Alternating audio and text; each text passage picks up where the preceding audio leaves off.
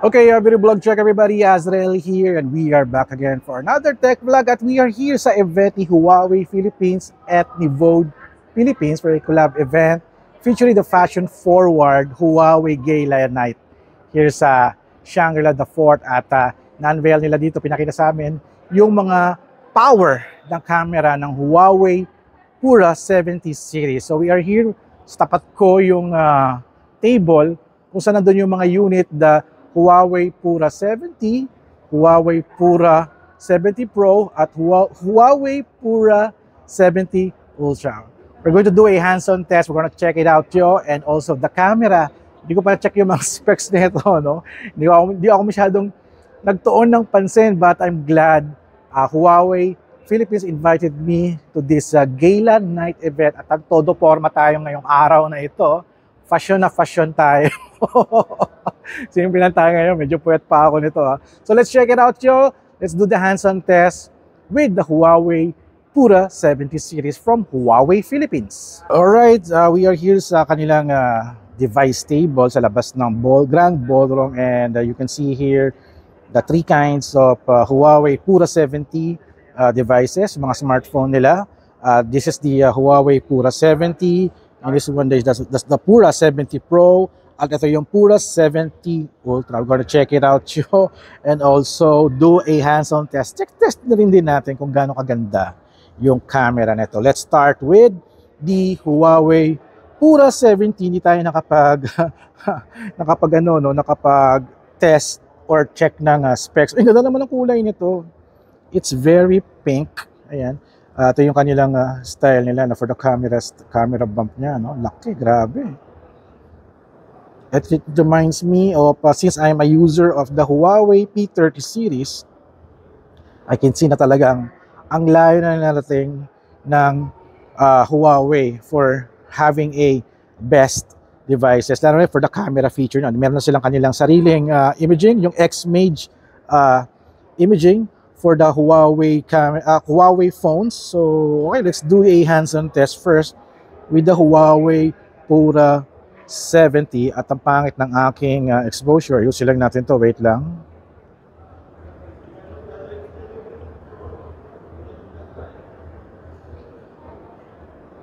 At ito na. Okay, we're doing a konting tinker ng ating screen.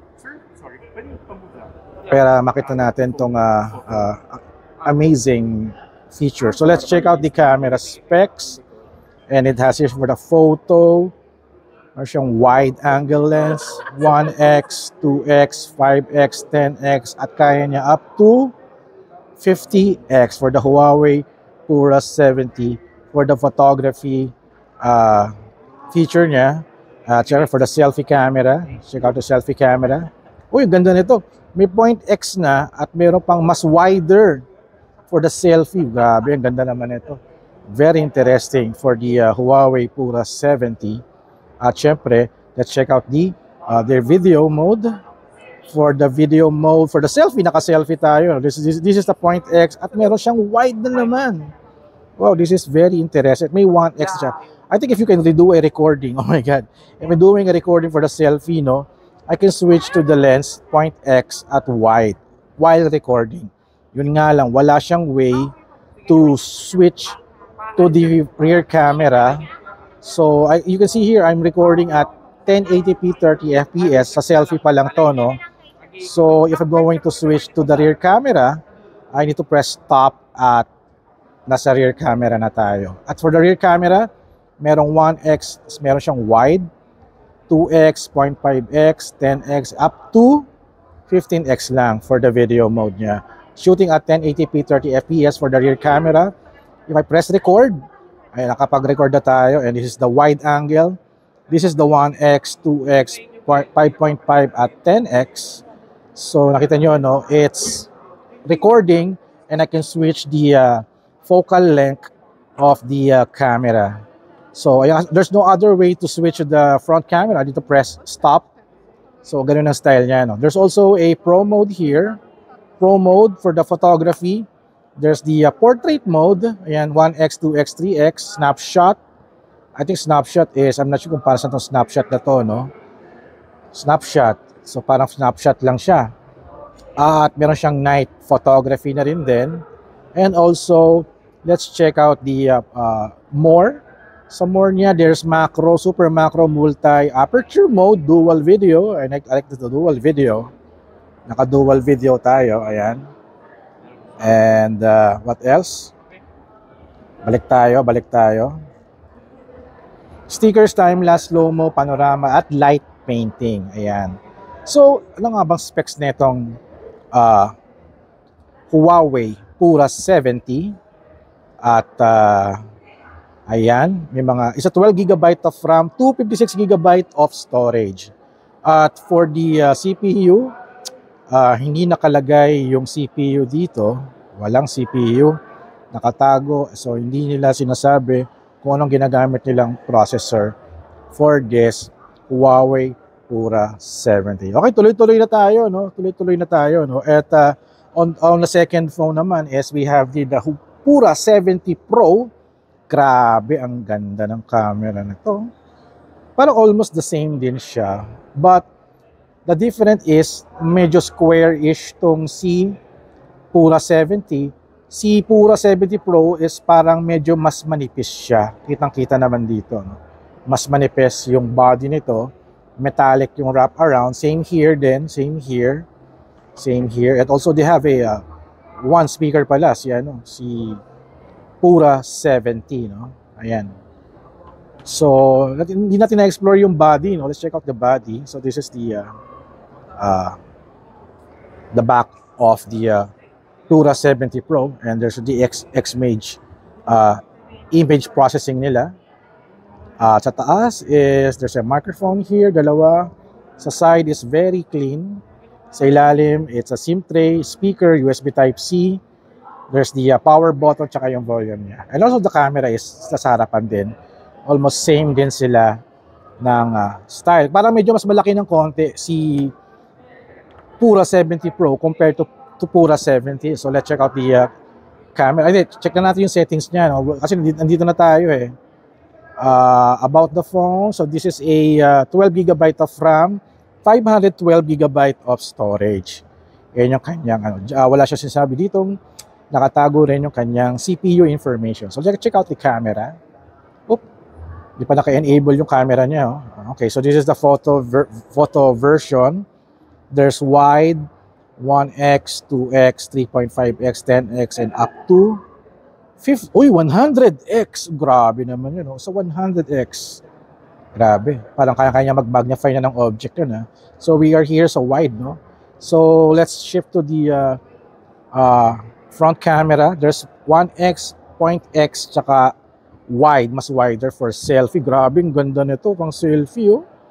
Astig. So syempre, same din siya as the Pura 70. Mas sa Pura 70 is 50x lang siya. Ito hanggang 100x. So I think mas mataas yung camera specs nito sa rear camera side niya, no?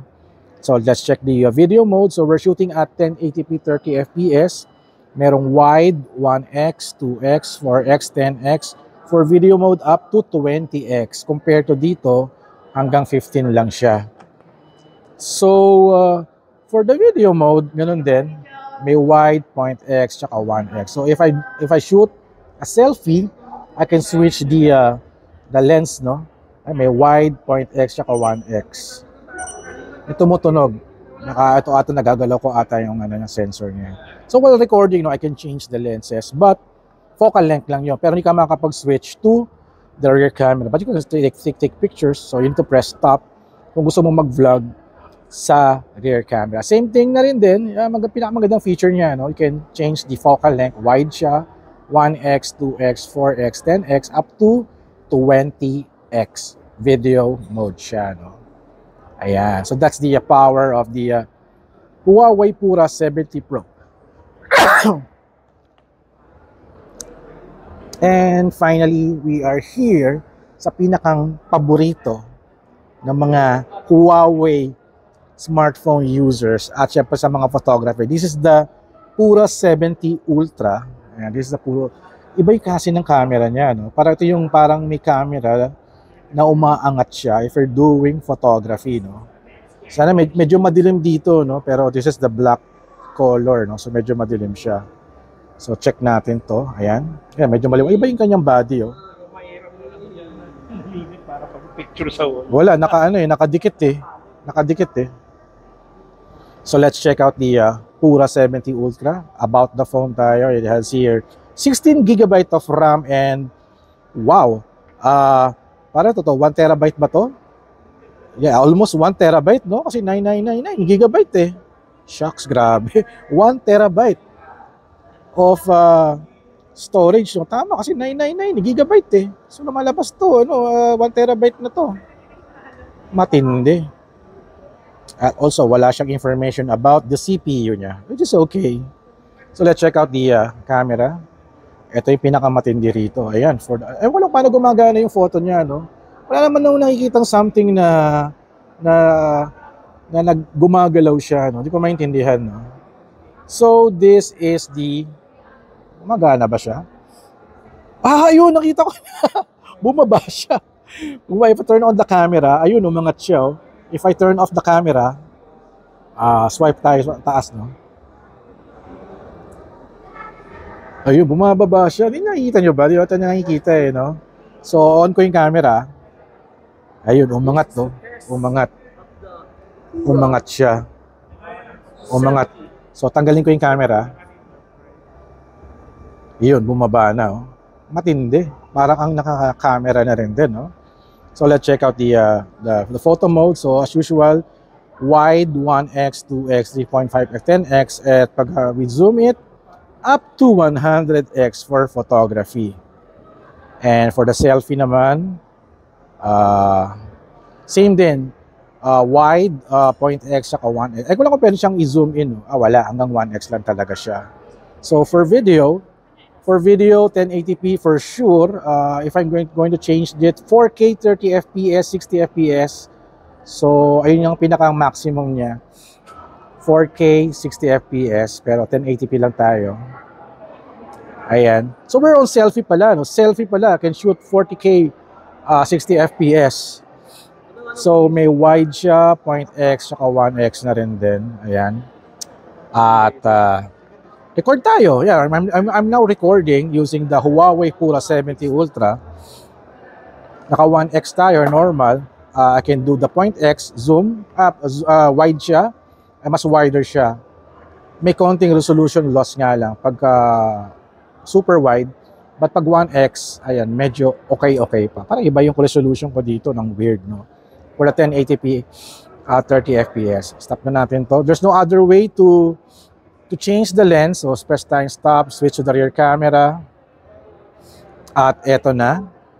Can shoot up to okay, 4K 60 fps for the rear camera. I guess the other two phones can do that too, no? So may wide 1x, 2x, 4x, 10x up to 20x lang siya. So pinagkaiba nito is parang mas maganda yung camera sensor. Para sabi, it's a parang 1 inch sensor daw siya. Yung kinagandahan nito because umaangat yung itong camera na to pagka naka-on yung camera. Ayan, nakaangat siya. Ayan, nakaangat to. Ayan, if I deactivate the camera, bumabalik na siya sa dati. May konting delay lang, no? Hindi siya super accurate kasi parang you have to wait 0.5 seconds para mag-activate yung movement ng motor cam. Medyo concern ko lang, no, kasi parang may motor to eh. So I guess for experienced user, you need to be very careful, no. So let's go to the rear camera. As usual, ganun pa rin din. Record tayo, 1080p 30 fps. Ayan. I can change the focal length. Ayan, up to 20x. Ayan. Let's go back to wide. Ayan. Itong tsura niya, no. Tawag Gen Z video. So let's play back, no, the video, no. Check natin. Also, it has only one speaker lang, one speaker, same style din. Iba yung ano, iba lang yung body niya dito. So playback natin. Ayan. Saan yung aking Gen Z selfie? Ayan na. Ayan. Ayan. Alright, so that's it guys for our hands-on test with the Pura 70 Ultra, Pura 70 Pro at Pura 70, the Huawei Pura 70 series from Huawei Philippines. So thank you so much at for the SRP, no, parang dito is 47,999. This is parang mga 59 yata. At ito pa naman tayo lumalabas sa 79,000. Yun ang nakita natin sa ating PR kit from Huawei Philippines. So if you have any question, feel free to comment down below. Let's discuss more about this Huawei Pura 70 series. Actually, naghiram na ako ng review unit for hopefully I can get the 70 Ultra para makapag-do photography tayo. Kasi super ganda eh. Super ganda. Super ganda. Medyo madaling yung makikita. Dapat pala lumipat ako sa kabila eh. So, ayan, thank you guys for watching. So, don't forget to subscribe, like, and comment. And I'll see you guys at the next video, vlog, adventure. Alright, thank you so much Huawei Philippines for this awesome event. Congratulations na rin din. Ang ganda ng exhibit nyo. Sana mag-ikot-ikot to sa mga mall para makita ng mga tao. Yung ganda ng camera ng Huawei Pura 70 series. Alright, kita-kits sa next video.